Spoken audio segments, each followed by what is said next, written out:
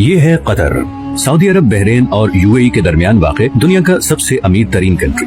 इतना अमीर कि इसकी पर कैपिटा इनकम है $1,28,000, जो कि अमेरिका, सिंगापुर और इवन पड़ोसी अरब ममालिक जैसे कि यूएई और सऊदी अरेबिया वगैरह से भी कहीं ज्यादा है। चंद साल पीछे चले जाएं तो कतर सिर्फ एक तपता हुआ सहरा था जिसमें गुर्बत, भूख और बोरियत के अलावा कुछ नहीं था। तो फिर ये इतनी बड़ी ट्रांसफॉर्मेशन कैसे हुई? जो देश सारे अरब कंट्रीज में से सबसे गरीब था, आज दुनिया का अमीर तरीन देश कैसे बन गया? इसके पीछे एक बहुत ही इंटरेस्टिंग कहानी है और ये कहानी बाकी सारे अरब कंट्रीज की कहानी से मुख्तलिफ है। 1940 में कतर में सबसे पहली ऑयल फील्ड डिस्कवर हुई।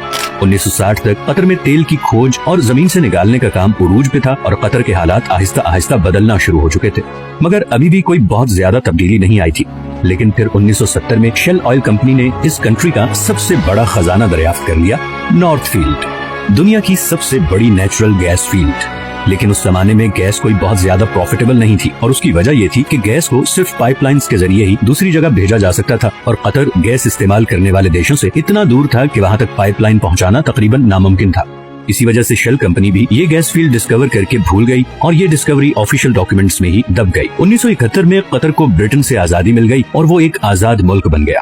आजादी मिलने के बावजूद अगले 25 सालों में भी कतर के हालात कोई खास नहीं बदले। और फिर आया 1995 जब क्राउन प्रिंस हम्माद बिन खलीफा अस्सानी ने बगावत करके अपने ही बाप की हुकूमत का तख्ता उलट दिया और कतर का अमीर बन गया। नए अमीर का एक ही फोकस था और वो था गैस। हम्माद बिन खलीफा ये जानता था कि कतर की तकदीर सिर्फ गैस ही बदल सकती है, इसीलिए उसने एक बहुत ही रेयर टेक्नोलॉजी गैस लिक्विफिकेशन में इन्वेस्ट किया। लिक्विफिकेशन एक ऐसी टेक्नोलॉजी है जिसमें गैस को लिक्विड फॉर्म में कन्वर्ट किया जाता है ताकि उसे ऑयल की तरह शिप्स में दूसरे कंट्रीज तक पहुंचाया जा सके। इस सारे प्रोसेस में गैस को 161 डिग्री पे ठंडा रखना पड़ता है। इसी प्रोसेस पे कतर ने सारी इन्वेस्टमेंट कर दी और आज वो LNG का सबसे बड़ा एक्सपोर्टर है। कतर से गैस इंपोर्ट करने वाले कंट्रीज में Japan, India, China, south Korea और स्पेन शामिल हैं। इस तरह बिलियंस ऑफ डॉलर्स कतर में आना शुरू हो गए। लेकिन कतर की तकदीर बदलने की इक्वेशन में ये तो एक सिर्फ छोटा सा हिस्सा था, क्योंकि नेचुरल रिसोर्सेज तो बहुत से कंट्रीज के पास होते हैं, उन्हें एक्सप्लॉइट भी बहुत से कंट्रीज कर लेते हैं, मगर असल मसला आता है उन रिसोर्सेज से आने वाले पैसे को सही इस्तेमाल करने का। वरना वेनेजुएला और अंगोला का अंजाम हमारे सामने है। यही वो जगह है जहाँ कतर बाकी तमाम कंट्रीज पे बाजी ले गया। कतर ने 2005 में कतर इन्वेस्टमेंट अथॉरिटी के नाम से एक कंपनी बनाई जिसका मकसद था तेल और गैस से आने वाले पैसे को पूरी दुनिया में इन्वेस्ट करना।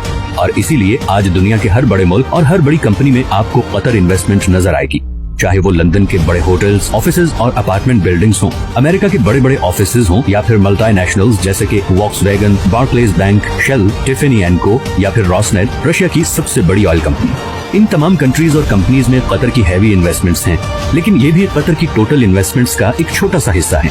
इसके अलावा Qatar billions of dollars roads, airports, research centres और फाइनेंशियल सेंटर्स वगैरह पे लगा चुका है। इवन के अभी फीफा वर्ल्ड कप, जो कि शायद दुनिया में स्पोर्ट्स का सबसे बड़ा इवेंट है, वो भी कतर में ही हो रहा है, क्योंकि ऐसे state of the art stadiums पूरे अरब में सिर्फ कतर के पास ही हैं।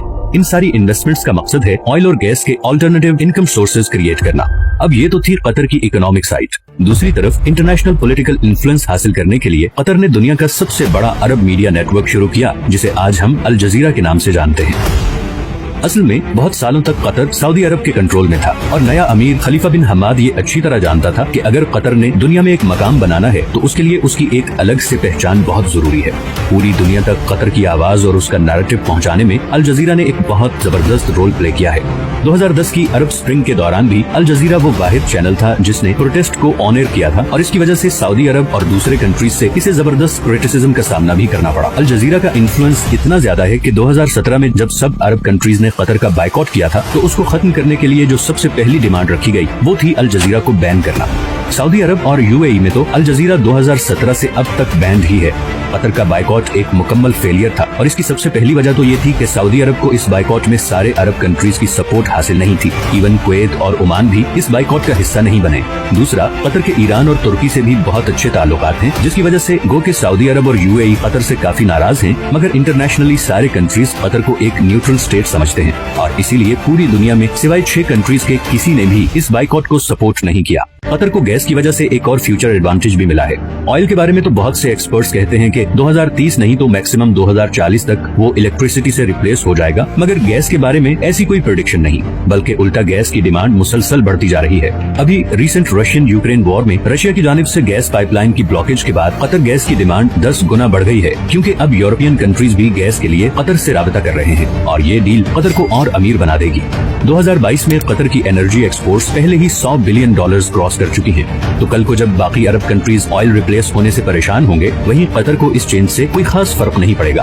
अब कतर में सब कुछ अच्छा भी नहीं है और रिसेंटली वहाँ पे लेबर क्लास की कंडीशन को लेकर काफी सवाल भी उठाए गए हैं, लेकिन स्टिल कतर बाकी अरब देशों के मुकाबले में काफी ओपन स्टेट है, जहाँ मीडिया की आजादी है, इकोनॉमिक कंडीशंस बेहतर हैं और फ्यूचर प्लानिंग भी होती है।